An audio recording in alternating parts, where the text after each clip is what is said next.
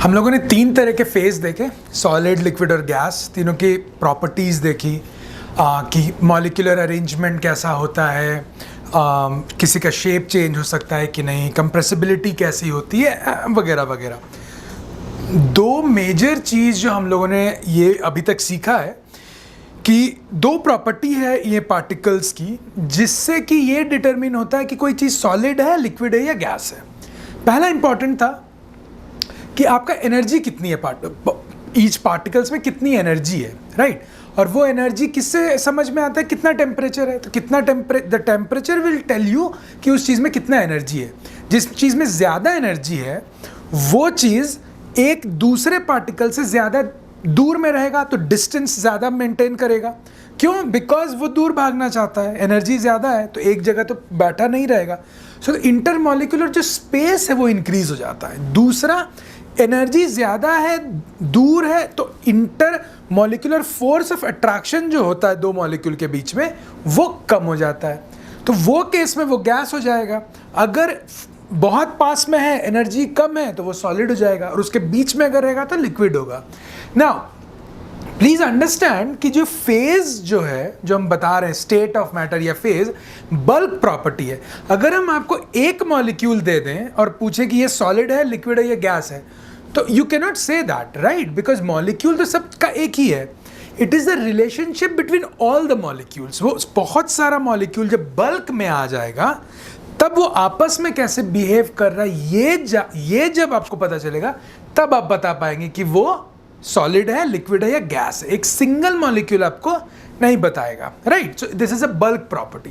All right, so these are the different phases, please keep that in mind. Now अब हम लोगों ने ये देखा, जब हम लोग कंप्रेसिबिलिटी देख रहे थे, कि कोई भी चीज़ कंप्रेसिबल हो भी सकती है, नहीं भी हो सकती। Solids are not compressible because they are so tightly packed, तो आप नहीं कंप्रेस कर सकते। Gases on the other hand can be compressed a lot.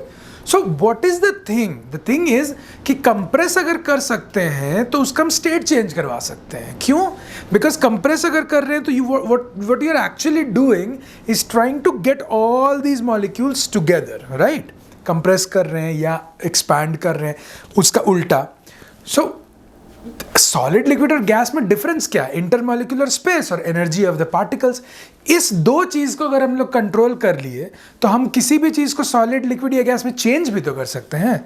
Intermolecular space बढ़ा दिए, एनर्जी बढ़ा दिए, गैस हो जाएगा। एनर्जी कम कर दिए, स्पेस कम कर दिए, तो वो सॉलिड हो जाएगा। तो ये दो ही चीज़ है जिससे कि आप फेज चेंज करवा सकते हैं।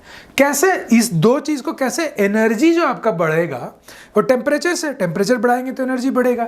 और कंप्रेसिबिलिटी से कैसे कंप्रेस करेंगे? एक्सटर्नल प्रेशर लगा के। सो इसी दोनों चीज़ का इफेक्ट के वजह से डिफरेंट फेजेस जो है इंटरचेंज करती हैं, उसी चीज़ को हम लोग फेज चेंज बोलते हैं, ठीक है, राइट। तो फेज चेंज कैसे करवाएंगे? कुछ नहीं, अब उसका इंटरमॉलिक्यूलर स्पेस चेंज करवाइए और इसका एनर्जी चेंज करवाइए। कैसे आप इंटरमॉलिक्यूलर स्पेस चेंज करेंगे? आप या इसकी जो एनर्जी है उसको चेंज करवा दीजिए, राइट। एनर्जी चेंज करवा दीजिए और स्पेस चेंज करवा दीजिए। कैसे करेंगे? टेम्परेचर और प्रेशर में चेंज करके। सो फेज चेंज दो चीज से होगा, टेम्परेचर से और प्रेशर से। Please bear that in mind. Both these things can actually change the energy, temperature, and the intermolecular space जो है, pressure. I have not written both these things, but please bear in mind कि space भी है और energy भी है।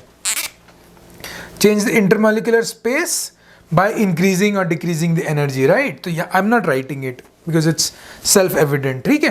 So what you can, how you'll do it? By changing the temperature and the pressure.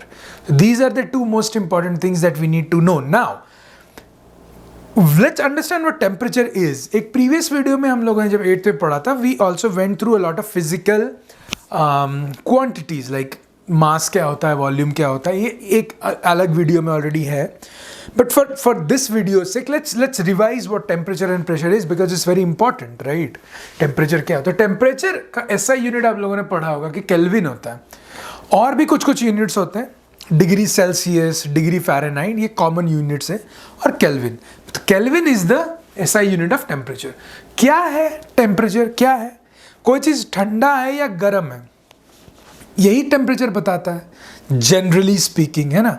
तो जो चीज़ मान लीजिए ठंडा है उसकी एनर्जी कम होती है, राइट। जो चीज़ गर्म होता है उसकी एनर्जी ज़्यादा होती है, इसीलिए वो गर्म होता है, एनर्जी ज़्यादा होने की वजह से ज़्यादा वाइब्रेट करता है ना। वही vibration energy of those bulk particles को रिप्रेजेंट करने का तरीका है temperature. Temperature is nothing but the average energy of the particles. Particles, atoms, molecules, दोनों में से कुछ भी हो सकता है। सो this is what it is, it's a measure of the average kinetic energy. Vibration हो रहा है, मूव कर रहा है, काइनेटिक एनर्जी है of the molecules in the system, right, is the average kinetic energy. This is dealt in detail in a separate video. If you want to know more about this, kindly go to that video. It's a very informative video. People generally don't understand, नहीं समझ में आता temperature क्या होता है। People think कि temperature and heat दोनों same ही है। No, क्यों हम बता रहे हैं? आप देखिए, टेम्परेचर आप किस में मेजर करते हैं? केल्विन में, डिग्री सेल्सियस में, डिग्री फ़ारेनहाइट में। हीट किस में मेजर करते हैं? Heat is a form of energy, right. Energy किस में मेजर करते हैं आप? जूल में या कैलोरीज में आप एनर्जी मेजर करते हैं। तो टेम्परेचर और हीट का अगर यूनिट ही अलग है तो वो सेम फिजिकल क्वांटिटी तो हुआ नहीं। Temperature is a different physical quantity, heat is a different physical quantity. Temperature is the average kinetic energy of this system, that is called temperature. तो हम बार बार जो बोल रहे हैं कि टेम्परेचर से हम कंट्रोल करवाएंगे, तो टेम्परेचर अगर बढ़ रहा है इसका मतलब average kinetic energy of the molecules in the system बढ़ रहा है। बढ़ अगर गया किसी चीज़ का, अगर एनर्जी अगर हम बढ़ा दिए, टेम्परेचर बढ़ा दिए, तो वो ज़्यादा मूव करेगा।